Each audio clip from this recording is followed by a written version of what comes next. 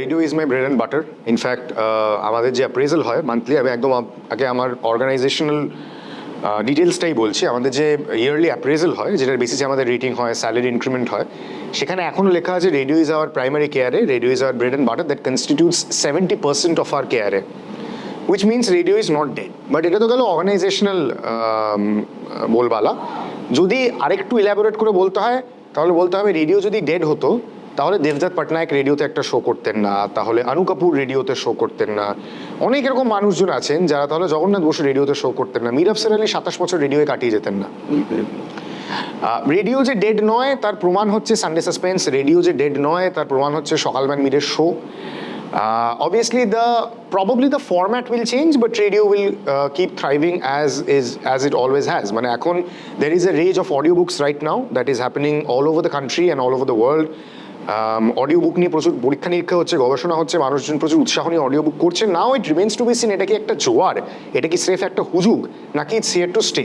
That is Y Sunday suspense is on our YouTube channel as well, on Spotify as well, on radio as well, every Sunday at 1 and 11 in the night.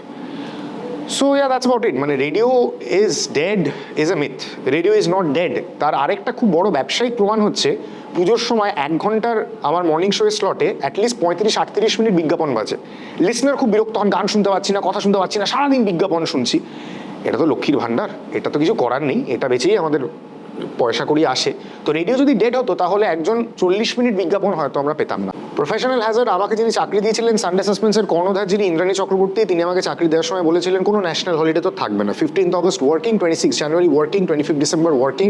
Fun fact, পুজোর 5 দিন working. কোনো না কোনোভাবে either pandal visit বা কোনো event বা কোনো shoot বা রেডিওর অন এয়ার রেসপন্সিবিলিটি তো আছেই। It's a mass media channel, it's a broadcasting channel. News channel যেমন পুজোর সময় বন্ধ থাকে না, রেডিও তেমন একটা ব্রডকাস্টিং চ্যানেল, রেডিও বন্ধ থাকে না। তারপরে খুব সুইটলি জিজ্ঞেস করেছিলেন তোর বান্ধবী আছে? তখনও ছিল না, এখনও নেই, অনেক বছর কেটে গেছে, that's a different question.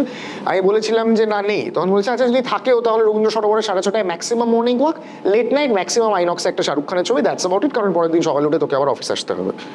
So that's about the professional hazards. কিন্তু এটা খুব ভুল কথা যে রেডিওয়ে কাজ করলে বা এন্টারটেনমেন্ট সেক্টরে কাজ করলে পার্সোনাল লাইফ বলে কিছু থাকে না। Completely depends on priorities and how you want your life to be. তুমি কাজের পর সৃজিত মুখোপাধ্যায়ের বার্থডে পার্টিতে গিয়ে চিল করবে, নাকি বাড়ি এসে নেটফ্লিক্স দেখবে, নাকি সত্যজিৎ রায়ের গল্প পড়বে, সেটা কমপ্লিটলি তোমার ব্যাপার। এটা ভুয়ো ধারণা যে এন্টারটেনমেন্টে কাজ করলে নিজের লাইফ বলে কিছু থাকে না।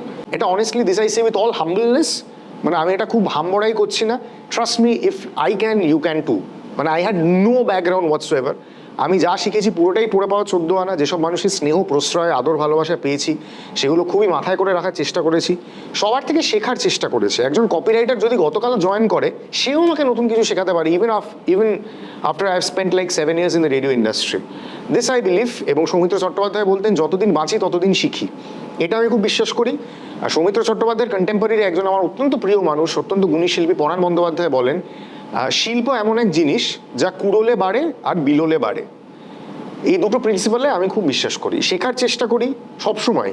এবং আমার গুরু ক্যাপ্টেন মীর, তিনি লাস্ট ডে অবধি বলতেন, শেষ দিন অবধি বলতেন, ওয়েন হি কমপ্লিটেড 27 years, তখনও যে I am a student of radio, every day I learn something new.